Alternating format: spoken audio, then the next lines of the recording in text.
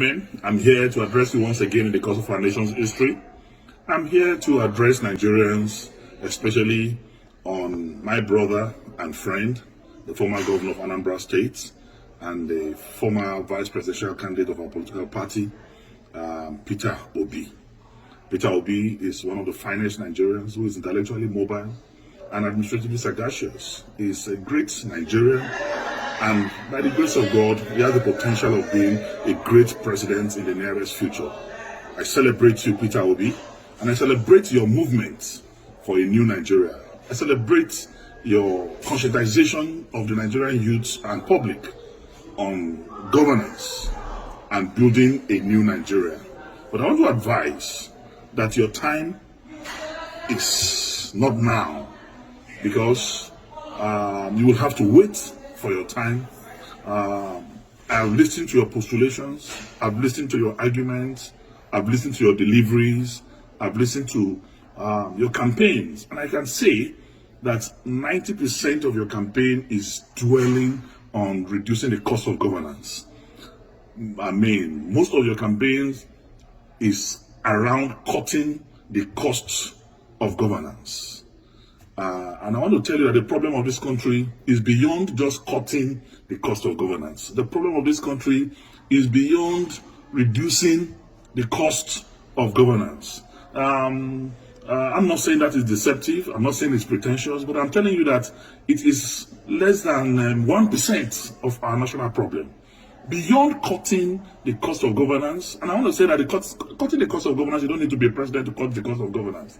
If you have a very effective Minister of Finance, you have a very effective Minister of Budget and Planning, you have a very effective CBN governor, you can cut governance. You have a very effective chairman of the economic team. You can cut governance with the cooperation of a president. But I want to say that that is not our major problem today in this country. What we need today in Nigeria is to unify this country. Nigeria has never been this divided in our national history. Not even during the Civil War are we this divided. There is no trust between the North and the South. There's no trust between the East and the North. There's no trust between the West and the South and the Southeast. So we need one character who have the capacity and capability to unite us together as a nation first, because we need to first believe in ourselves as people. We need to believe in our unity. We need to believe in our togetherness even before we can make progress, because without unity there can be no peace, and without peace there can be no development. So first, we need a unifier. Who can unify this country? Today I want to ask sincerely Peter Obi and his supporters, can Peter Obi be trusted by a typical Katsina man or somebody from the northern part of this country? Can he be trusted as an Igbo man by Middle Belters, by core northerners? The answer, in every sincerity of purpose of heart and commitment, is no. So we need one Nigeria who is going to be trusted by every part of this country, who the North will believe in, who the South will believe in. And that person, without blinking my eyes, is Atiku Abubakar, who, when it was dangerous for any leader to talk about the issue of devolution of powers, when it was dangerous for any leader to talk about the issue of restructuring, he did, with every boldness in him. Today, Atiku Abubakar married a Yoruba man, have Yoruba sons. Atiku Abubakar married Igbo woman, he has Igbo children. Atiku Abubakar married Hausa woman, he has Hausa children. Married a Fulani woman, he has Fulani children. He's a pan-Nigerian, he's a true African Nigerian man. Only him, among those who are candidates of presidential, who are candidates of any political party today, seeking for the presidency of this country, have the capacity and potential to bring us together as a nation. So I want to say, it is time for us to think.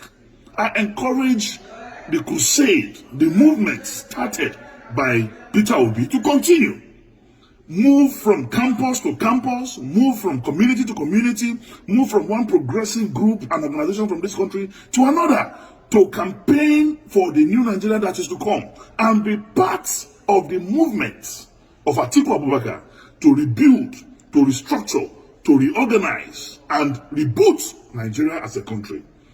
We must speak the truth, and the truth is the truth. You are a great Nigerian. I salute your political and intellectual sagacity. You are one Nigerian that I know. Tomorrow, there's a space for you. But for today, let us forget the social media drama. Let us forget the diaspora euphoria. The truth of the matter is we need a unifier. We need one Nigerian that can solve the problem of insecurity in this country. We need a Nigerian that will have intel from every security facet of our national life. We need a Nigerian that will get intel from Cameroon, from Chad, from Mali, from Benin. We need a Nigerian that have that capacity to solve the problem of Boko Haram, banditry, and kidnapping, because he has intel and connection with the security network in the South African region. And that's Nigerian today. It's Atiku Abubakar.